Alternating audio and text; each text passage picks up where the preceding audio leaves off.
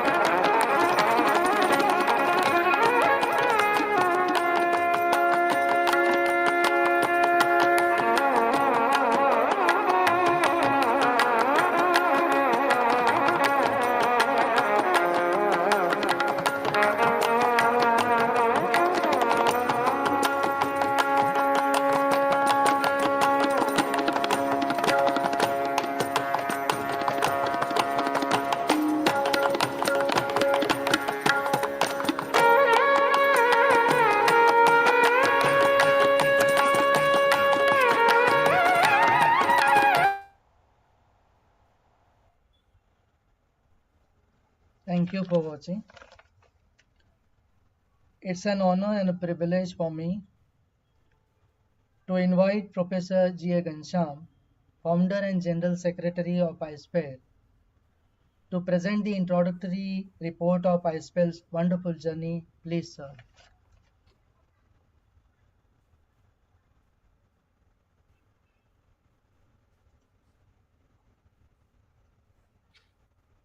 Gansham, sir, please.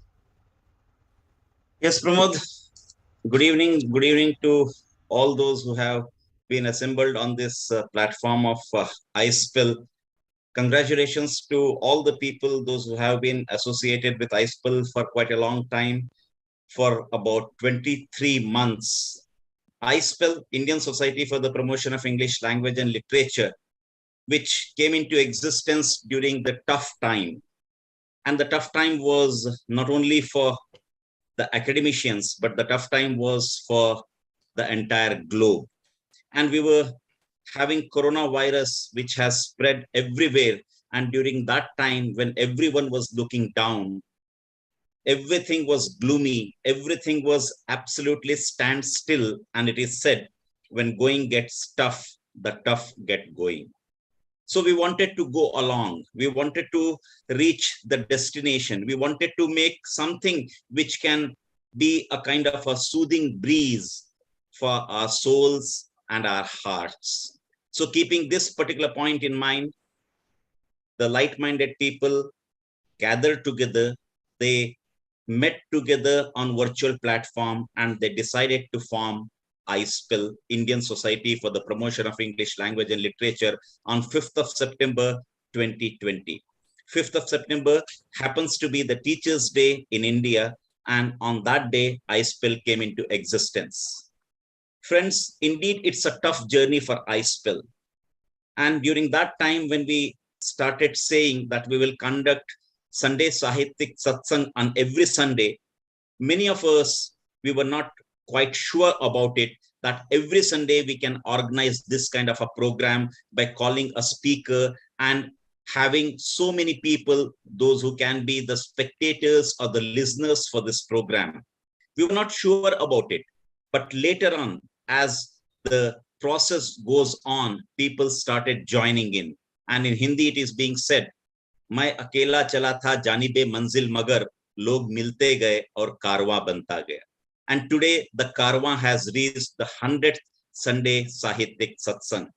And during these 23 months, iSPELL has conducted 3 faculty development programs, 2 international faculty development programs with Rewa University, Bengaluru, and 1 international faculty development program with Manipur University, Jaipur campus. 1 international program has been organized with Rewa University and the university in England, and 1 international conference was also organized, and 2 certificate courses were organized on Shakespeare with the help of Shakespearean Society of India. We have organized 2 value-added programs, and we have signed 14 MOUs during these 23 months. So it's a happening kind of a journey. It's a journey which is vibrant, which is creative, which is dynamic, which is innovative, and which has gathered a kind of a momentum so that we are having 859 members in these 23 months. So that's the entire journey of iSPELL. For this, I would like to thank each and every individual, including the EC members, the forum leaders, and the forum coordinators who have contributed immensely, and they have came out of their comfort zone with an effort to reach the unreached and to touch the untouched. With the help of these, we have been able to form 8 forums throughout the country, and all these forums are really doing extraordinary things in their respective areas. With these words, iSPELL is not only blooming, but it's flowing, glowing, and blooming everywhere in the country and even outside of the country. I congratulate each and everyone for being a part of iSPELL in this journey of ours. Thank you very much. Thank you, sir. I would request Professor Ghanshyam sir to introduce Dr. Shalini Yadav, the event coordinator.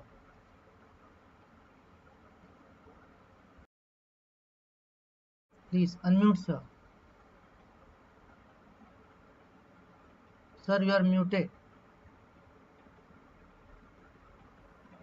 We have with us today the event coordinator in the form of Dr. Shalini Yadav, who happens to be the public relation officer of iSPELL.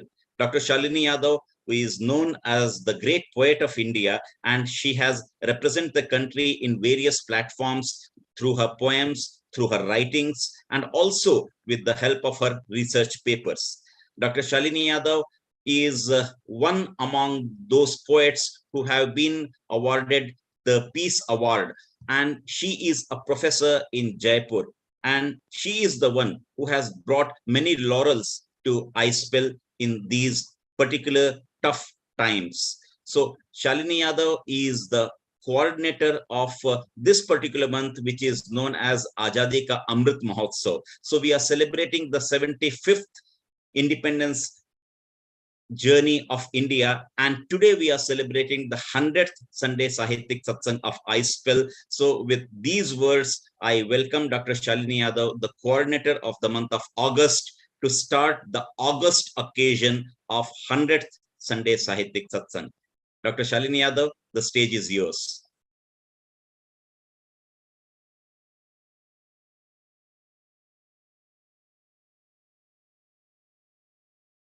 Thank you, sir. Thanks a lot.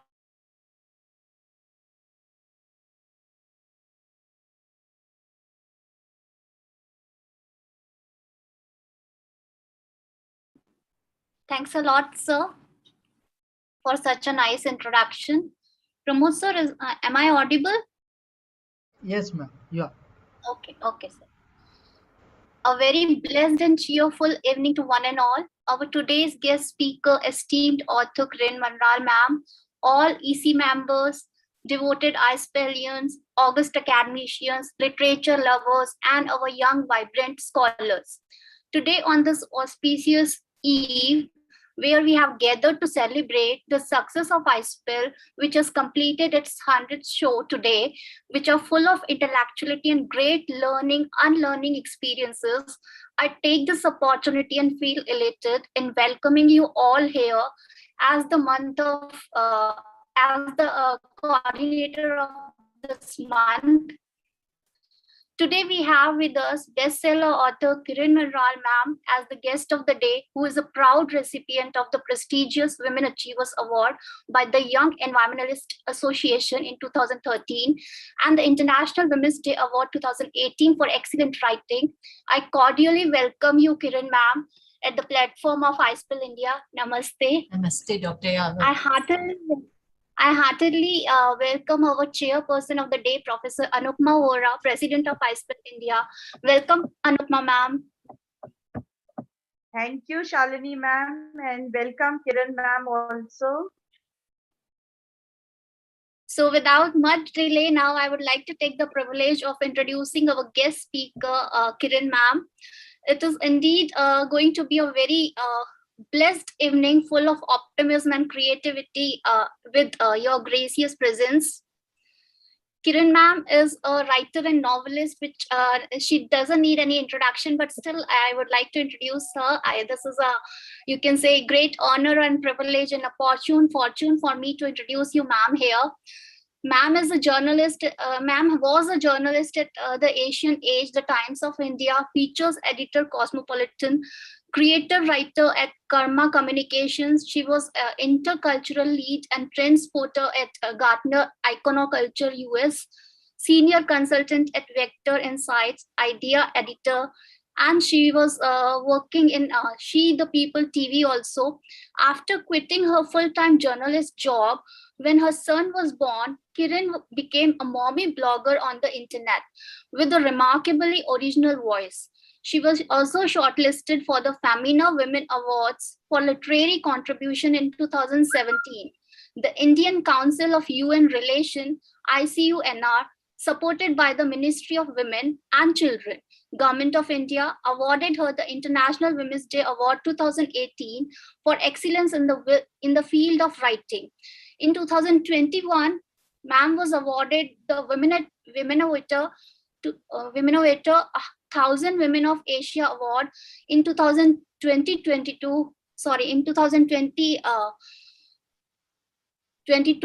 She was named amongst the 75th iconic Indian women in STEAM by Red Dot Foundation and Beyond Black in collaboration with the Office of the Principal Scientific Advisor, Government of India and British High Commission, New Delhi. Her novella, Saving Maya, was long-listed for the 2018 award, supported by the Art Council of England and UK. Her novels, The Face at the Window and Missing Presumed Dead, were both long-listed for Geo Mami Word to Screen, and The Face at the Window was showcased at the South Asian Film Festival 2019. The Kitty Party Murder was also shortlisted for the Popular Choice Award at the 2021 JK Paper Times of India Author Awards.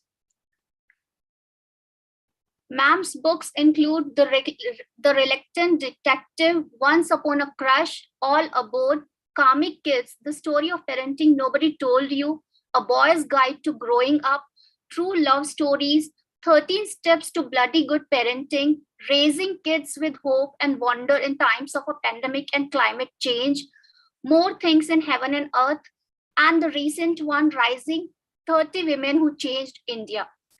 She also has published short stories in various magazines in acclaimed anthologies like Have a Safe Journey, Boo, The Best Asian Speculative Fiction 2018, Grandpa's Tales, Magical Women, and City of Screams. Kiran lives in Mumbai with her family, and now today she is here with us. Welcome, Kiran, at iSPELL India. First of all, I congratulate you for your recent book, And the book is really a marvelous one. What I would like to say here, your recent book, Rising 30 Women Who Changed India, this, I felt this is a perfect pick now when we are celebrating, the whole country is celebrating Azadi Ka Amrita Mahotsav. So this, in this particular period, this book is a perfect one for women, I feel. And recently I had gifted this book to two of my friends also. I see that this is an excellent decision of yours, which you had taken, and you thought to write such book, picking such iconic women writers. The way women have been empowered in these years after independence, doing extraordinary in every field, irrespective of caste, culture, creed, race.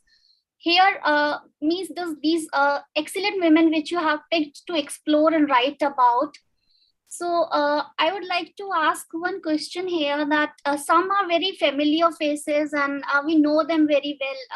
These politicians, there are some politicians, some actors, some sports persons and all. But there are some women that who are, we haven't given any ear to those names till now, but you have picked them up. And these stories, all the stories are highly inspirational stories which steer to rise, to recognize and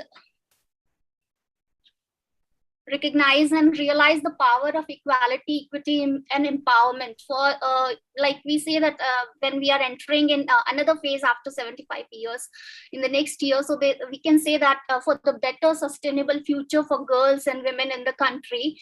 So this book is a perfect pick to read for specifically, I will say that for girls and women. So my question is here,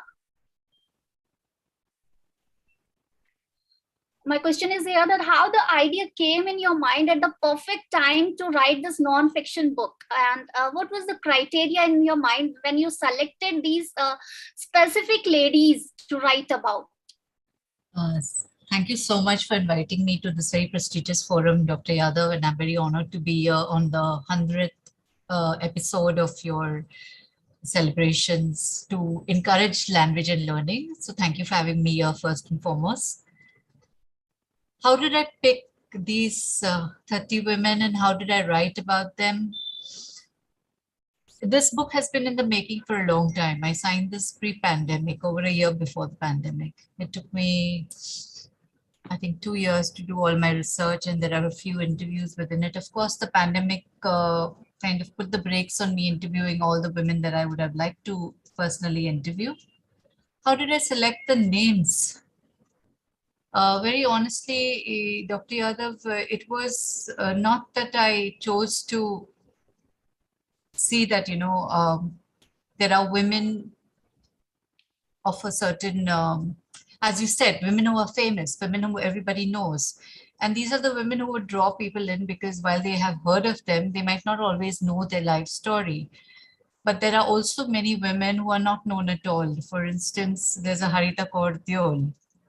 There's a Tetsi Thomas, who very few people might know about. There are some other women in my book, Chavi Rajawat. Not these are not household names like, say, a Lata Mangeshkar or a Madhuri Dixit or a Sushma Swaraj.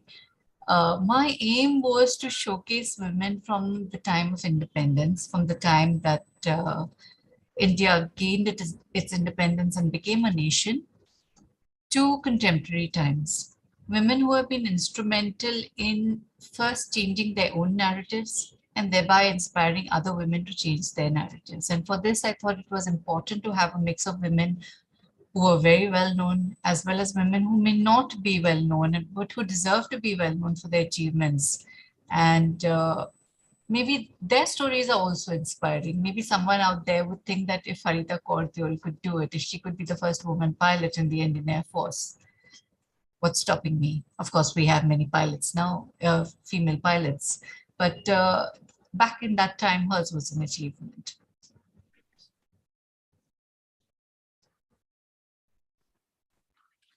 Yeah, and one thing I would like to say about the subtitle which you have given here, that 30 women who changed India. So, what kind of changes do you feel that these women have brought, they have brought the change in the mindset of people, or they have broken the taboos or societal norms which are prevailing, and they suppressed women and hampered the progress of them? Or what do you feel that means these kind of changes which have taken place by these women's actions, how you take them in the context of independence? So, 30, to be very honest and to be very candid, that subtitle was given by my editor. But I understand why she has given it, because it might not be women who have done something that is visibly or discernibly something, an act or something that would have changed India per se, but it has done a subtle shift towards mindsets, a subtle shift towards making other women around them more, I would say, encouraged to seek out their own dreams. For instance, we may not think of MS Subbulakshmi as somebody who has changed India, as a woman who's changed India. You may not think of her conventionally. You might think, an Indira Gandhi, or, even a Sushma Swaraj, or, Sheila Dikshit is somebody who has changed India. But MS Subbulakshmi or an Anita Desai, or, these are not, you'd think to yourself, this is not a woman who has changed India. Maybe she has been a trendsetter, she has been a pathbreaker, but how has she changed India? But I would say, look at the life paths, look at the challenges that they overcame, look at the taboos that they broke. For somebody like an MS Subbulakshmi, she comes from a Devdasi family. For her to become the doyen of Carnatic music, which is so traditional and so conservative, we can only imagine the kind of struggle that she went through. And if you look at somebody like an Amrita Pritam, the taboo she broke with her own life when she decided to live life on her own terms. These are women who through their lives have given other women courage to live their life on their own terms. So I think in those subtle ways, they have somehow changed, hopefully, India and their mindsets. Yes, sure. And one more thing I would like to say is that here you have chosen means multiple kind of intelligence and means from different fields, professions, all kind of women. Even there is a sarpanch also here, village sarpanch, and even actresses, even Maharani. Although because I'm from Jaipur, so I like the character of Maharani Gayatri Devi a lot. But I would like to ask that which character you felt that is the closest one to your heart while you did the research and you wrote this book, so that time how you felt that which is the most cherished one or loved one by you? The ones I think I would identify the most of the other would definitely be the writers. Because being a writer myself, I think I had a special affinity with Mahashweta Devi, with Amrita Pritam, with Anita Desai, and they are all very, very different writers. They're all fiercely feminist in their own way, but they've led very different life paths. Somebody like Amrita Pritam was completely iconoclastic in her personal life. Shweta Devi too, her personal life was very fraught and harried. Anita Desai led a very traditional personal life, but she was a rebel in the kind of stories that she wrote, the type of characters she wove, the very nuanced, layered struggles that she wrote about her characters. So I think I identified most with the writers. Anita Desai particularly because, being a woman, your writing always comes last on the list.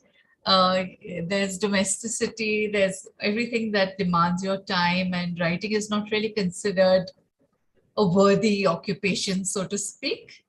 It's not an economically satisfying occupation. It's not something that is considered work. And I found it amazing that somebody of the level of an Anita Desai, her children never realized she was a writer for the longest time, because she would write when they went to school and she would put her writing away when they came back, and during the holidays she would put away her writing. So all her writing was in the interludes between domesticity, and I found I could identify the most with that journey of hers. Okay, yeah, I can guess that because being writer, it is really that we feel more connected with writers. Now, my next question is that how do you see the position of women in present scenario, that because time is changing, even we have entered a long back in this advanced, technologically advanced era. So how do you feel that women's position has been changed?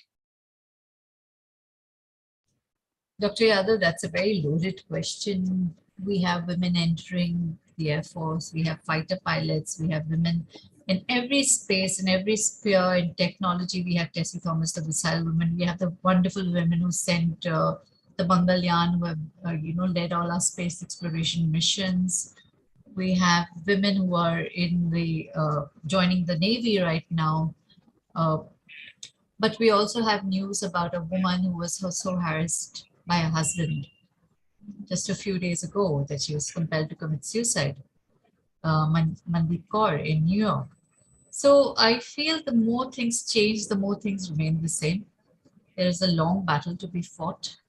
Prejudices still exist. Women are making giant progress. We are, maybe I speak from the privilege of being an urban educated woman living in an urban environment.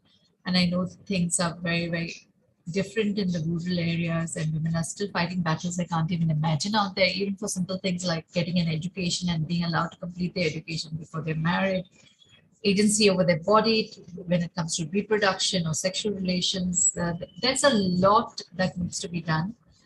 But I have great faith and hope from this generation of young girls. I see they're very feisty, they're very determined, and they know their mind. So I'm hopeful things will change soon. Yeah, and one more thing that I would like to ask here, that because when I went through your all the writing, that you kept on shifting from one another also, like from journalism you came towards writing, and then from writing also that's initially wrote about parenting, then you started writing about spine-chilling thrillers, and then you started writing non-fiction books like this one which I still have in my hand, and I really like the catchy cover of this also. So I want to ask that what is your next project and how you describe your whole journey as a writer. And I saw this kind of question here also in the chat box, that what was the motive behind writing your first book, or how you felt the first time that there is a writer within you. So thank you for that question. I've missed who asked it, but I did see it scrolling up. There's Gul Bhakti sir from Pakistan. So sir has asked this question, that when it was the first time you felt that there is a writer within, and what was the motive behind writing your first book? Thank you so much, Bhakti ji, for asking me that question. And when was the first time that I felt there was a writer in me? The honest answer is when I was a young child. I think all of us who are readers go through the phase where we write a lot and we write really terrible stories and poems and imagine ourselves to be great writers. And I went through that phase myself. Mothers being mothers, I must have told my mother at some misguided moment that I will grow up and write books. And she held on to that hope. You know, it's like that the physics the Nobel laureate who told his mother that he would get the Nobel Prize, but she said that it's not in physics. So that's how mothers are. And my mother, every year she would religiously remind me, when are you writing your book? When is your book coming out? And I would be, no, I'm working at Times of India. I have no time. I'm very important, busy. I have stuff to do. I can't be writing books. And I'm having a baby. I can't be writing books. I'm doing stuff. I can't be writing books. And suddenly it hit me that she asked me one fine day, baby, you're going to be 40 this year. Are you going to write your book? And that's when it hit me that, you know, it's high time. I gave it a try. I mean, you never know what could come out of it. So I sat down and wrote 3 chapters and I sent it out. And very honestly, I thought everyone would reject it left, right, and center. And I would tell my mother, see, I tried and no one wanted it. So, you know, there's no chance of me becoming a writer. But to my good luck or bad, The first editor I sent it to loved it, and she said, I want to see the rest of the book. And I hadn't written the rest of the book. I just written 3 chapters. So I wrote the rest of the book in a great hurry, sent it off to her, and that was 10 years ago, and here I am. Why do I jump across genres? That was the second part of your question, I think. Why do I write multiple genres? I think I'm very easily bored. So I have great admiration for writers who can find their genre and stick to it. There are some writers who write mythologicals, there are some writers who write thrillers, there are some writers who write historical fiction, romances. They find the genre that works for them and they stick to it. And I have great admiration for that because I can't do that. I get bored myself when I finish one thing and then I want to take something else. So if you notice the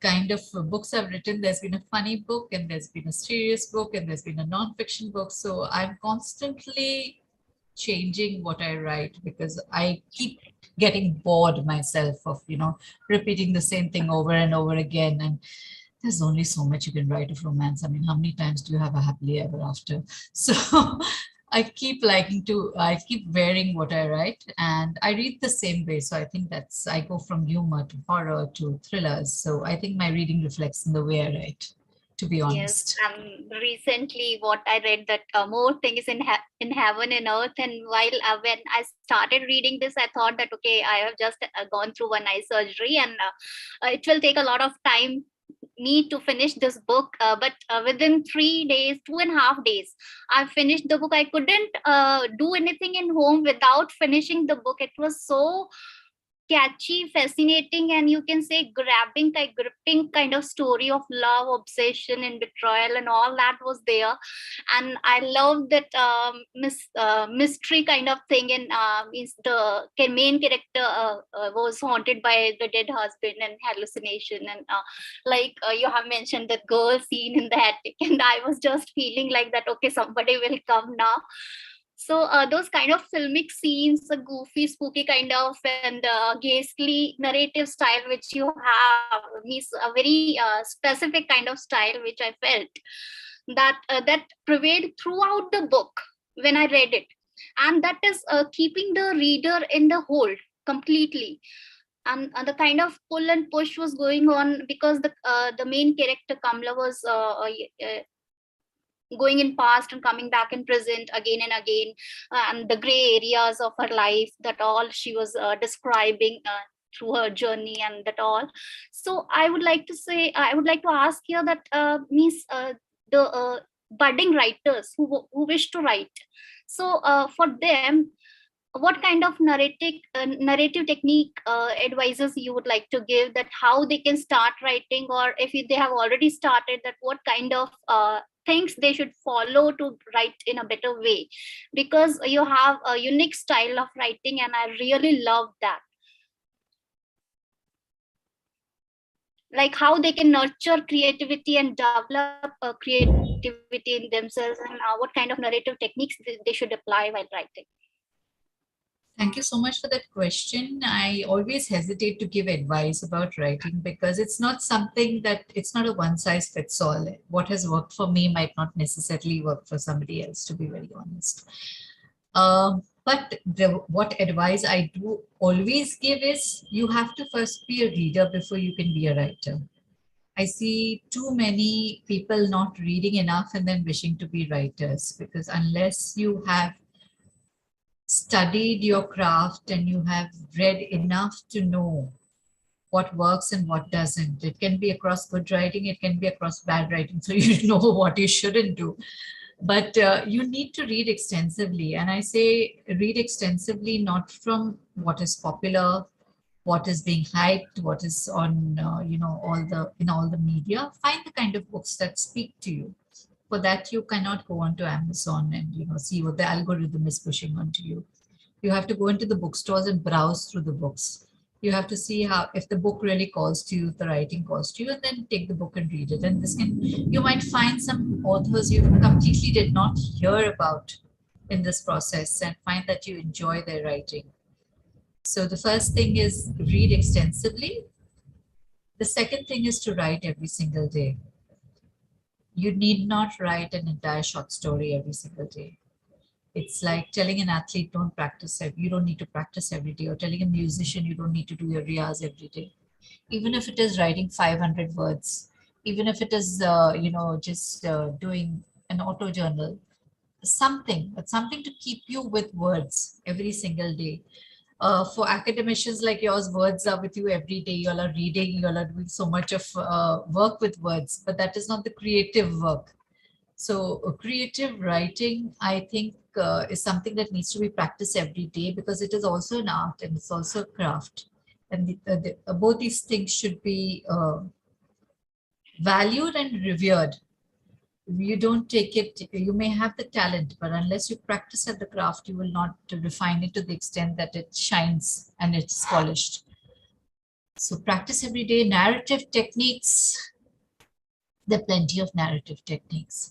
You have to see what works best for your character. There can be, I have experimented with all kinds.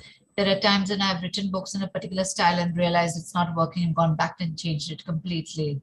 I've gone from first person to third person, from third person to first person, from second person, from omniscient narrator to first person narrative. So you just have to find that when you're writing, what comes most naturally to you when you're writing. If you're forcing yourself to push the story forward, that's not coming naturally to you. It might mean that you go back and forth in the process, and that is part of the journey, going back and forth. Nobody has an excellent first draft, so all first drafts are rubbish. So you need to go back and forth and find the voice that works best for you and refine it further. There are excellent courses available online and off. I recommend you do some short-term courses, and just to not reinvent the wheel. I have reinvented the wheel because my writing came only through a lot of reading and a lot of back and forth and a lot of scrapping. So it's a very time-consuming process. There's a lot of creative joy in it, but I realize that not everybody might have so many time and years left. And I realize it now when you cross. Actually, my next question was related to that, but you have already answered.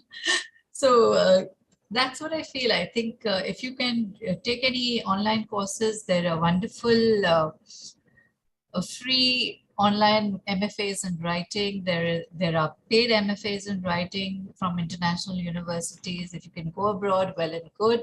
If within India, Ashoka University and many other universities have some good options. There are short-term workshops like Bound, Himalayan Writing Retreat. Do what you can. It's investing in your craft, I would say.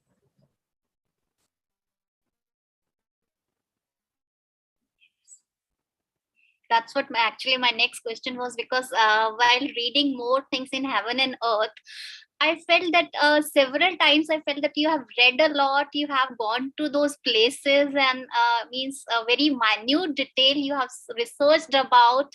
Like I would just like to quote here one line. This is a very simple one. I did not pick the very complicated one. I just a simple one I picked here. Bread came to India through the voyager Vasco da Gama, who introduced oven baked bread to the subcontinent. So means you have done a lot of research also on that, also that how bread came to India. So there are many such kind of instances in your book, like you are talking about Russian mafia in Goa and the description of Goa, description of mountains, sea, and Indian history. So that really requires a lot of research, and you have already given the answer that reading and a lot of research is required for that. So one thing now I would like to add here and ask that what is your daily schedule, if you're comfortable telling us? So it's not a very glamorous schedule at all, Dr. Yadav. I get up at 5. I make the tiffin for my son who goes off to college by 6, and my computer is on. Then there is the daily grind of bread and butter work. And in the interim of bread and butter work, that is writing and research that I do. You very aptly pointed out the research part. Yes, I am a researcher. I am a qualitative researcher as well. And I was a India lead for a US-based company called Gartner Culture, and I worked there for a very long time. I was senior consultant at Vector Insights, which is a qualitative research firm. So I think research comes intrinsically to me, and it sort of shows in the writing. I'm glad you noticed it, and I hope it is not overwhelming. So all the research just gets condensed into that one line that Vasco da Gama brought bread to India. So it is reams of research that goes into one line. So yeah, so bread and butter work happens, and in between that, all my windows are open and I keep writing. My computer is on till 10 o'clock in the night, and whatever writing gets done, gets done. And if I have to go out for events, then it's a different schedule altogether.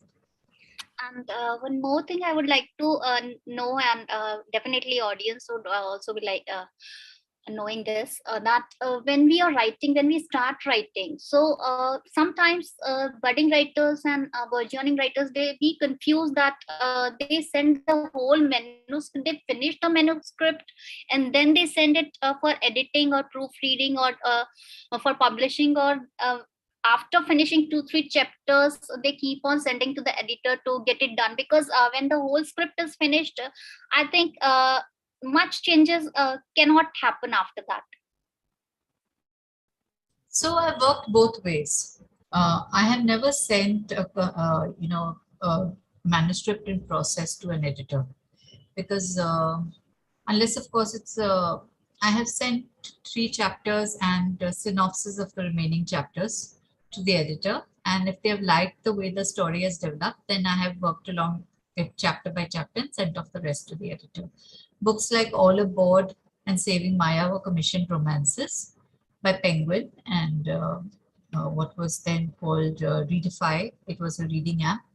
So these were both romances, and I sent across an outline, got the outline approved, and then wrote according to chapter by chapter as was required, as was decided. That is not a creatively satisfying process.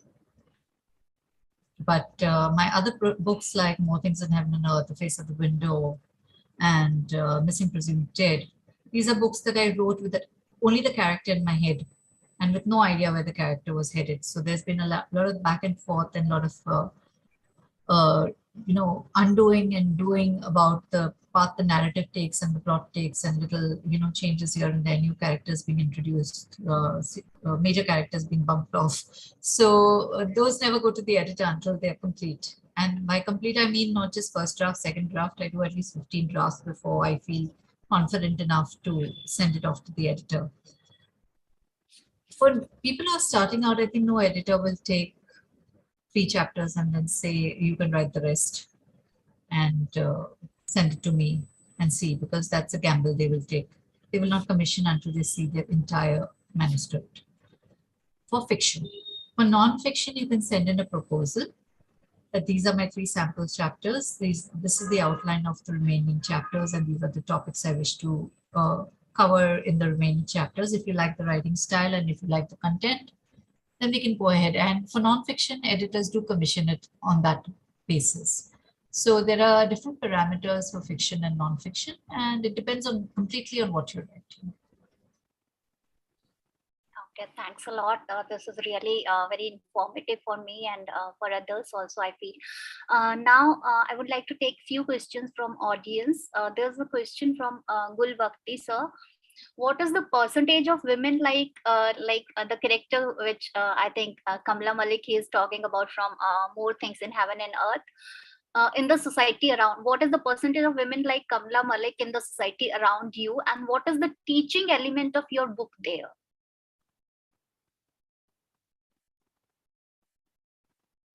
What is the percentage of women like Kamala Malik in society around me, and what is the teaching element? Yes. I don't want to have my books, my fiction to have a teaching element. This story is to be enjoyed. I'm not here to give a moral science lesson.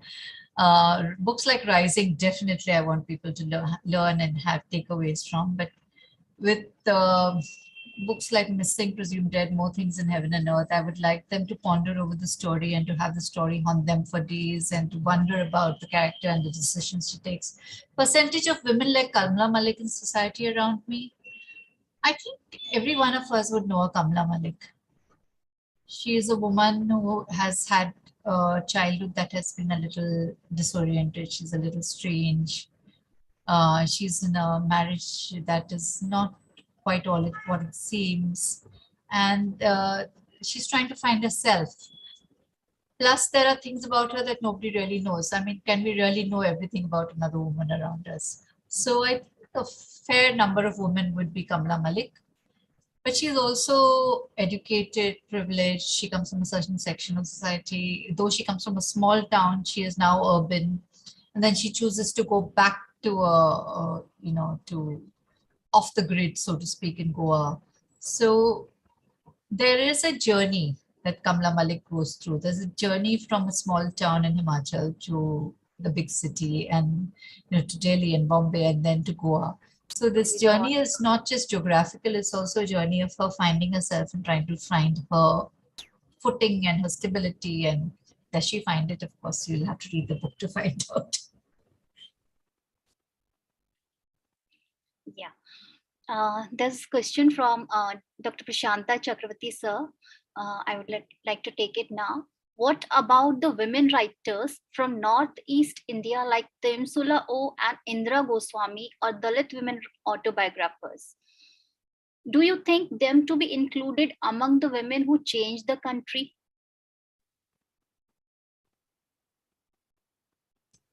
Definitely. I mean, I've just signed the second sequel to Rising. So there will be Rising 2 and I hope Rising 3 and 4 and more. So definitely, I think every woman who has had a powerful voice needs to be included. And the list is a dynamic list that goes out to the publishers and goes back and forth, and everybody puts in their inputs. So I'm sure there would be some inclusions from the Northeast and from women from the subaltern writers that we have. Okay. There's one question from our president, Professor Anupma Vora ma'am. As a writer, how do you look at the politics of books being published or released from West getting recognition?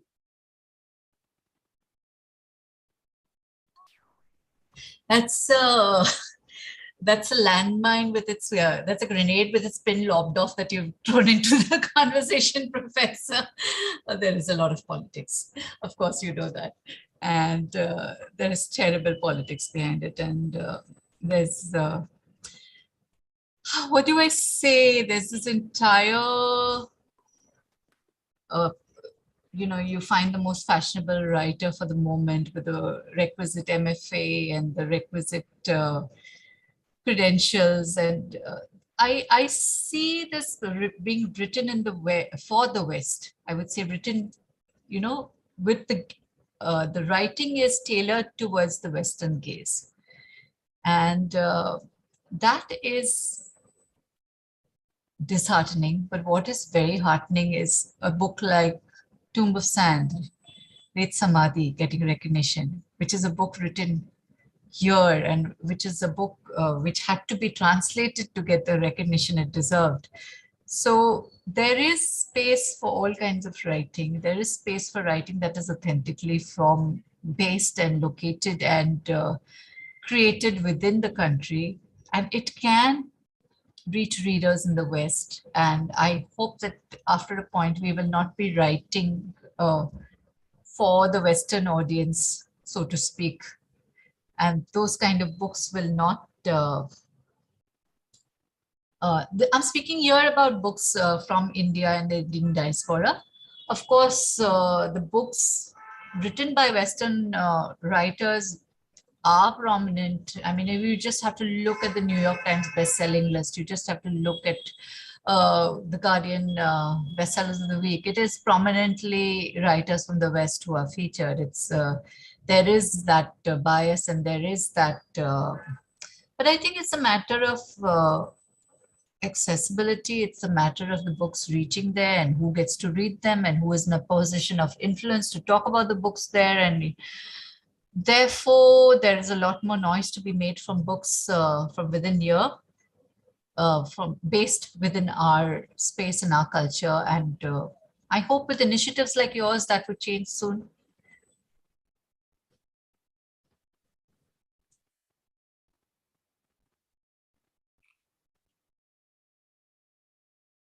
Yes. Any other question? Pramod sir, are there any questions which I have missed? No, ma'am. No. So shall we go ahead? I think There is there's a one. question from Sir about karmic kids, I can see. Yeah, yes.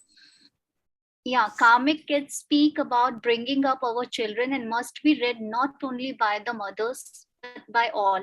How do you relate the book with the parents of nowadays who pressurize their kids to be the supermen, to all those which they have not done and will not do even after taking many janmas?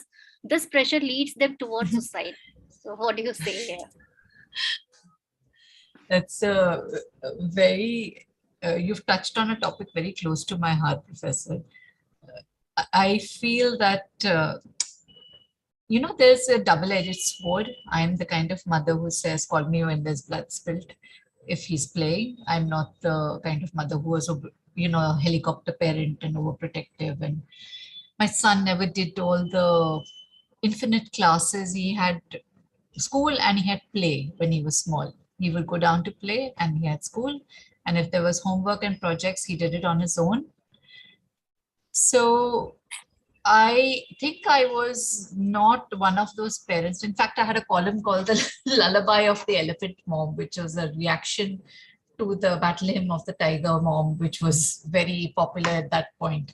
So this column was about how I was the opposite of a tiger mom. I was a mom who just let my kid be. Now I don't know whether that was a good thing or a bad thing, because it's a very competitive environment out there. And I understand the concern of parents that their child should not be left behind and the child should, be able to survive in such a cutthroat environment. But having said that, and we are in a space where there are so many academicians, I think the kind of academic system that we have here is so pressured that for the parents and for the child, it's a rat race that begins from, getting admissions itself in nursery and play school. When children are taking classes to give admissions to get through nursery play school interviews, how do you make them, how do you lessen the pressure? The pressure starts from the time they are little toddlers. Then you hear about the horrible systems at places like Kota, which is like actually a rat race. And we've heard so many horror stories about children. The admissions into college, where even 100% sometimes is not enough to get into your preferred course. Many children are opting to go abroad rather than compete for DU, to apply for DU seats, because it's impossible to get in. Where does that leave our children, and what are we telling our children, that even scoring above 90 is not enough, you're not good enough? So either you have the courage to tell your child it's okay, do what you can and do the best you can, and it's okay, you will find your path. Or you worry and you pressure, like all parents, it's instinctive to do. To find the healthy balance between the two, I think, is where we are all faltering. To find that balance between letting go and, or spurring them on, is where we need to find some middle ground, which is, given the current academic situation and the paucity of seats and the paucity of options, is difficult. But of course, things are changing. There are different courses coming up, different options coming up, many careers are coming up. So I hope, sir, that, children have, we recognize that there is more to intelligence than just rote intelligence. There are different kinds of intelligence, and I think that should be reflected in our academic curriculum and our syllabuses and what we offer our children as paths towards a career. No doubt parents should also be more liberal day by day.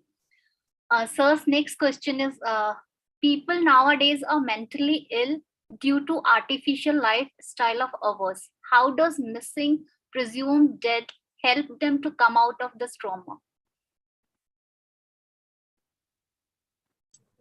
No, so Missing Presumed Dead is not going to help them come out of the trauma at all. It's a very traumatic book to read. It delves deep into the mind of a woman who's suffering with mental illness and is in a dysfunctional marriage. It is not a pretty book, so it's a difficult book. It was a very difficult book to write, and it's a very difficult book to read. And it's not, people are not really, I mean, we are all very highly educated people in this audience, and you all know better than I do. I'm not an academic, but mental illness is there are different kinds of mental illness.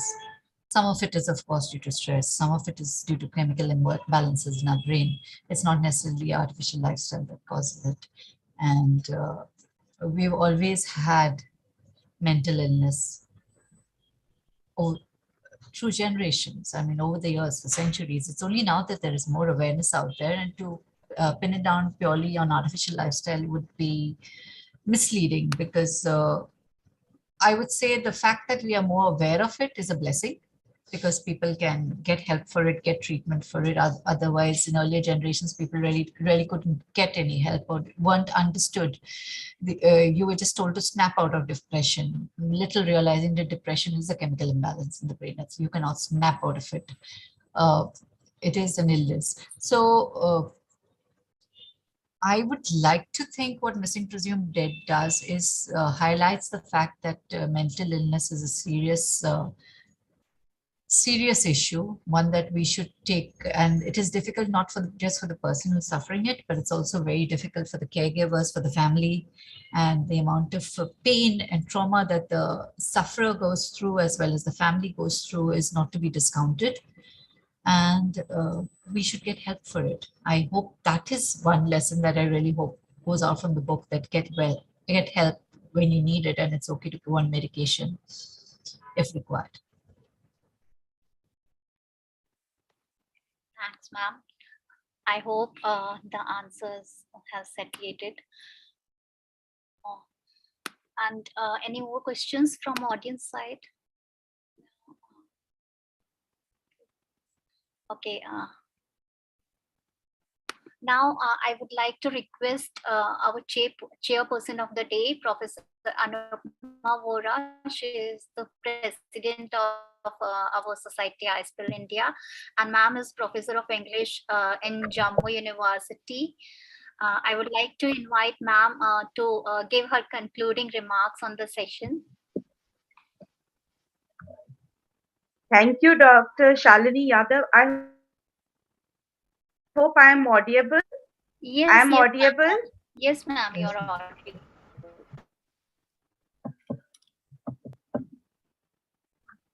Madam Kiran Manral, the resource person for today, Dr. Ghansham, the General Secretary, Dr. Prasanta Chakravarti, and Dr. Ashok Sachdevaji, the Vice Presidents, the EC members, Pramod, and Dr. Shalini Yadav, the coordinator, and I always say the blessing we have in iSPELL.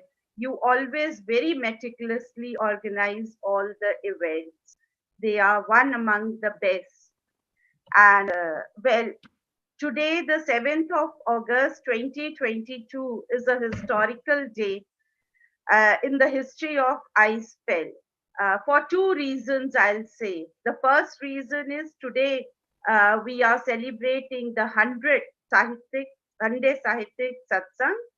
And the second reason is that we have the renowned writer, blogger, journalist Kiran Manral on iSPELL platform, who is also the founder of India Helps, a network of volunteers who assist in disaster times, the victims of disaster.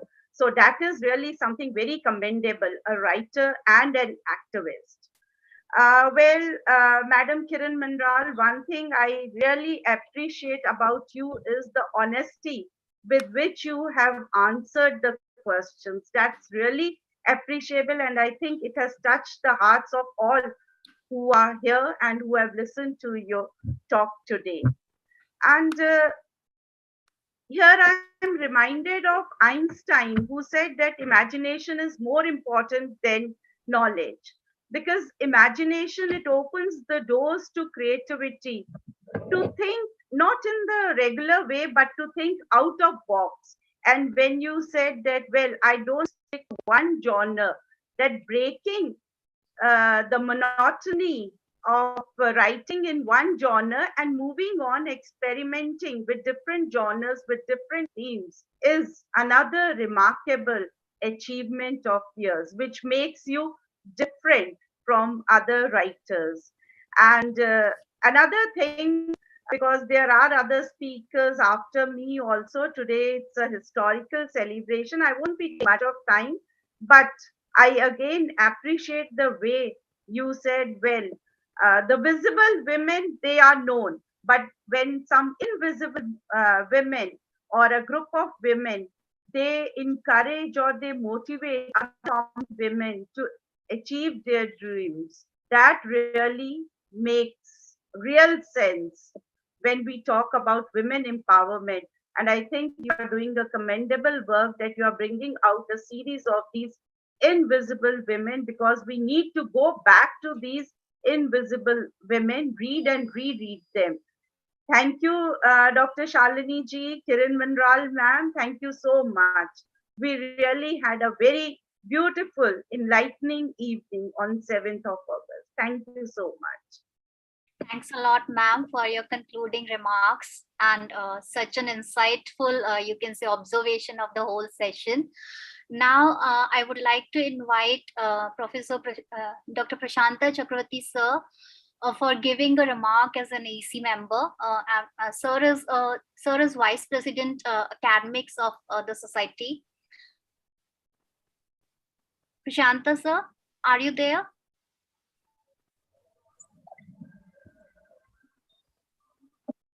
Please say a few words. We have today 100th show celebration.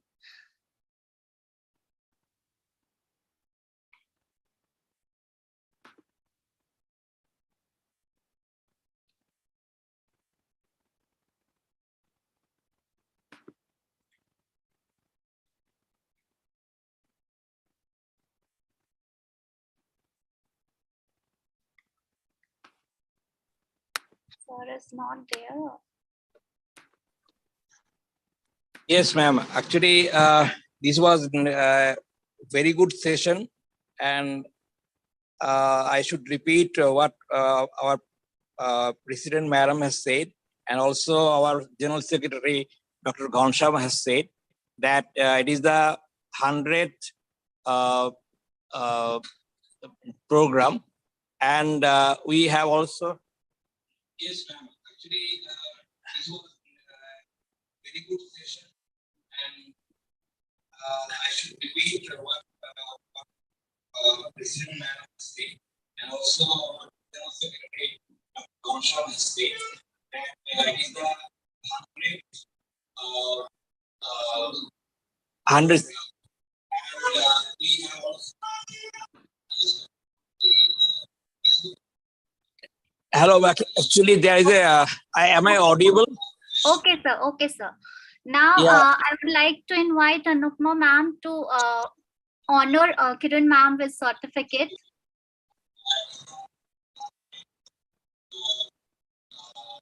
Anupma ma'am, are you there? Yes, Shalini ji, I'm here. Yeah.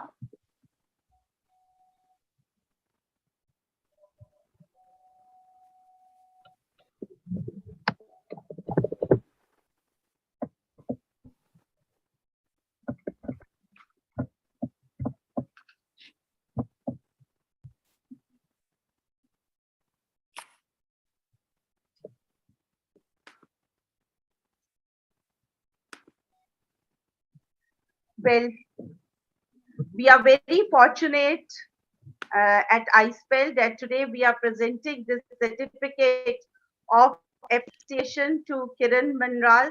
Thank you for being with us and for answering the different questions which were asked to you. And we look forward to have you more on our virtual platform. Thank you so much, Kiran Manral ma'am. Thank you. Thank you so much, Dr. Vora. Thank you for the kind certificate, and thank you for inviting me here, Shalini ji, and all your esteemed members of the society. It has been my pleasure and honor to be here today with you. Thanks a lot, Kiran ma'am, to be here with us today for the celebration of 100th show, and meticulously have answered so many questions and many new things we came to know about, like how to proceed with writing process and other things.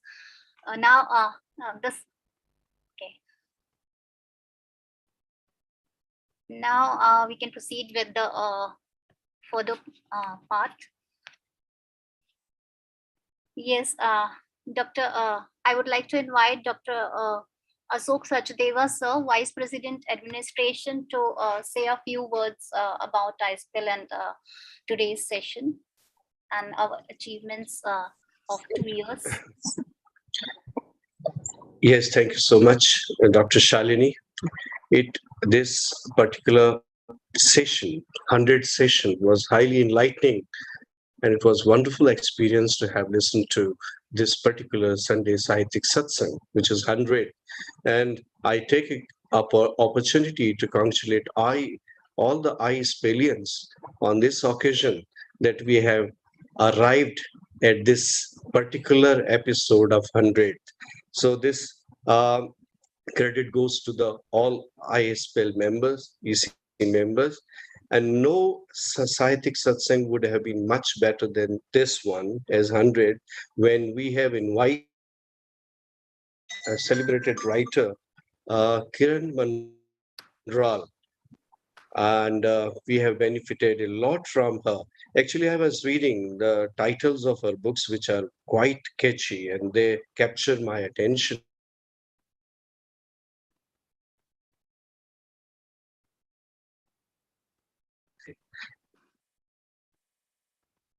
Is a must read for all those who's battling with the mental illness and as well. And I'm glad to learn that her, especially the one with shortlisted for UK prize. This episode, this particular episode, this program has been unusual, very special, and I appreciate such kind of programs. And congratulations goes to the organizers, to the Honorable President, Dr. Anupama Vohra, our General G.A. Ghansham, for inviting the young writer who has to credit of writing so many. We can draw at inspiration, and would like to read and would know the writing style, a linguistic style, especially the psychological thriller. So these have and has developed a kind of fascination for the books that she has been writing so far. All the members of iSPELL deserve this occasion, and thanks for inviting me to speak a few words. I wish I could have asked a number of questions, and maybe on other occasions when we'll be inviting once again Kiran Manral on this platform, where we'll have more opportunity to ask many more questions that I have with me. So, thank you so much, Dr. Kiran Manral. Thank you, Dr. G. President, Dr. Anupama, Vice President, all the EC members. Thank you so much. Thanks a lot, sir. Now, I would like to invite Pramod sir to say a few words, the man behind the show. Thank you, ma'am, but please proceed. Yes, thank you. Okay. So say a few words. And where is it there? I would like to invite Indrani ma'am to say a few words. Indrani ma'am, please, Yes. if you're there. Good evening, ma'am. Good evening, Kiran ma'am. Anupama ma'am, good evening. It gives me immense pleasure to speak few words on this occasion I, being a part of this, feel very, very proud and what to say, ma'am, acknowledge everybody's presentation on this particular forum. It is indeed that iSPELL is doing an excellent work of elevating the people all around the nation. And I wish that this centenary year, this centenary celebration will reach to centenary year also, where we all will celebrate in a very, very grand way. Congratulations to each and every person who has been associated with this, ma'am. Thank you so much. Thanks, Indrani ma'am, for giving the remarks. Now, I would like to say thank you to Kiran ma'am. I propose my vote of thanks, and I propose my vote of thanks, and I show my heartfelt gratitude towards Kiran ma'am to be here and to grace the occasion. I thank Chairperson of the day, Professor Anupma Vora ma'am. I thank Ghanshyam sir for giving me this chance to coordinate this event here. And I thank all the EC members who gave their remarks and grace the occasion being here with us. And I thank all the audience, all the members present here in the audience to be the part and witness of this show today. Thanks a lot once again, all of you. Thank you so much. Thanks for inviting me. Thank you. Thank you, Shalini ji. Dr. Shalini ma'am, Yes. the event will end with the Thanks a national lot, anthem. ma'am. I play it. You can add it here.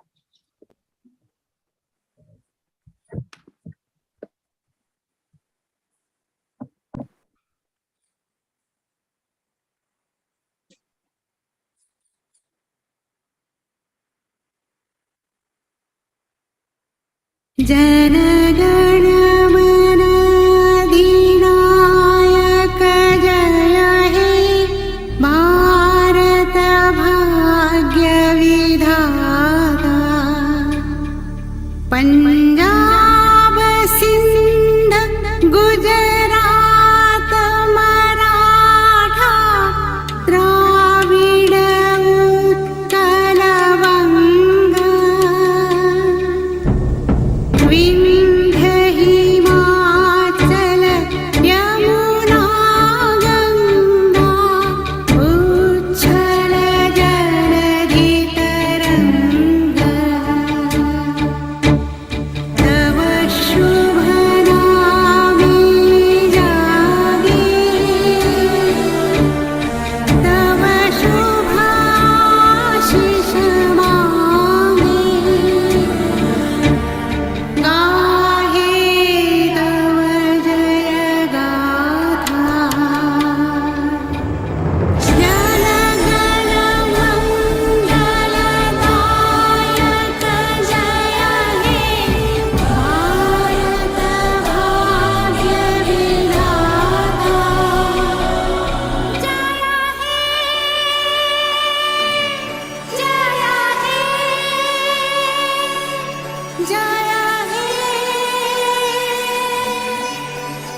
जय हे जय जय